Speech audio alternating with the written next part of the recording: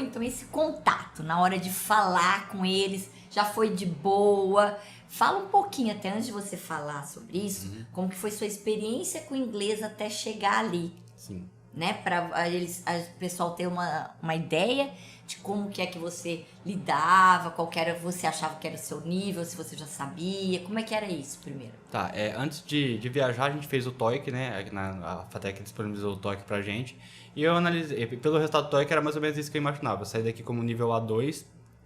Anteriormente a gente tinha aula na FATEC, a gente tem aula de inglês, muito importante na FATEC todo semestre. Na Unifev a gente teve, se não me engano, só dois semestres de inglês. E antes disso, fiz aulas particulares aqui com você, inclusive em 2011, fiquei 6 meses aqui. Fiz aulas particulares também por 6 meses, mas isso há muito tempo atrás. Então, o contato maior de inglês que eu tive antes da viagem foi na FATEC mesmo, né? E chegando lá, é um choque, né? A gente, querendo ou não, chega na casa, a moça só falava inglês e, tipo assim, a gente fica meio... O que será que ela tá falando? Aí uma ferramenta que auxiliou muito no começo é o Google Tradutor. Auxilia demais, a gente colocava para ela falar no microfone, traduzia, a gente traduzia de volta. E isso, principalmente na primeira semana, foi muito útil. Depois a gente foi começando a pegar um pouco mais do ritmo, né? Ela via que a gente não tinha um nível de inglês tão avançado, ela falava um pouco mais pausadamente. Aí foi auxiliando um pouco a gente, principalmente nesse começo, o Google Tradutor foi fantástico, foi fantástico.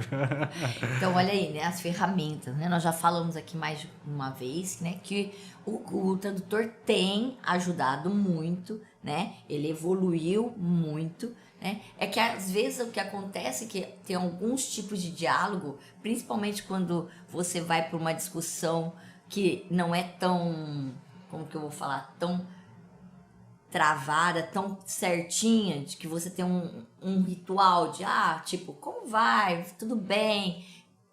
Que às vezes ele não dá conta de ilustrar, né? Então, se você tem a palavra, sei lá, manga, e dependendo do que você colocar na frase, ele não vai saber distinguir, vamos supor, se é a manga de camisa contexto, ou né? a manga fruta, né? Então, isso é importante a gente perceber também, né? Eu acho que mais pra frente isso vai sanar, como foi evoluindo rapidamente. Mas o mais importante, né? É essa coisa de você poder trocar, né? E você poder ter a relação mesmo direta com a pessoa, do que você ficar interferindo com a máquina, Sim, né? Porque isso é complicado em todos os aspectos.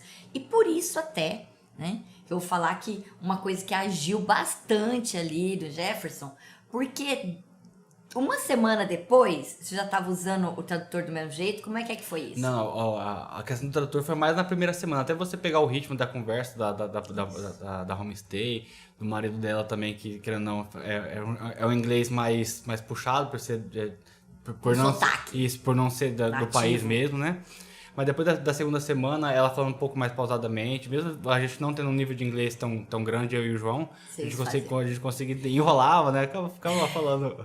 Não, mas ó, o que eu quero que vocês percebam? Porque até que eu retornei para ele falar sobre esse período, tá? Que tem muito a ver com o fator psicológico aí. Ele já tinha aquele mesmo nível, porque uma semana depois ele não adquiriu inglês o suficiente para ser capaz de descartar a máquina, tá? Isso que eu quero que vocês percebam. Então, a questão de eu tô aqui, a pressão, entendeu? Tudo isso vai agindo em você de tal forma que às vezes até você entenderia se ela falasse, se você simplesmente usasse, could you speak slowly, please? Né? Você pode falar um pouquinho mais lento, por favor, tal. Ele já, desde o primeiro dia, ele já teria dado conta disso.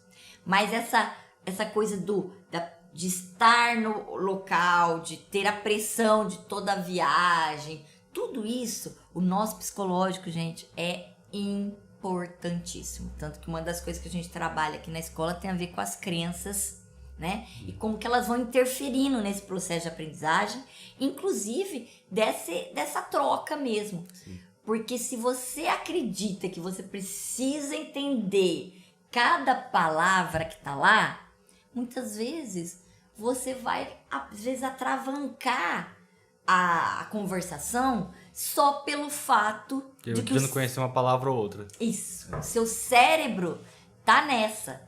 Ele acredita que. Então, assim, uma das coisas que eu falo muito para os alunos na sala, ó, vê o contexto, né? Calma, não fica preocupado com aquilo que não sabe, foca naquilo que sabe, porque essas coisas que acontecem, o teu cérebro, quando você aprendeu a tua língua, ele não entendia tudo, e você foi lá, ele é bom nisso, confia no que eu tô falando e no seu cérebro, porque ele dá conta, ele vai criando estratégias, a gente cria estratégias de como detectar o que é, tá? Então, isso é a prova real do que eu sempre falo na sala de aula.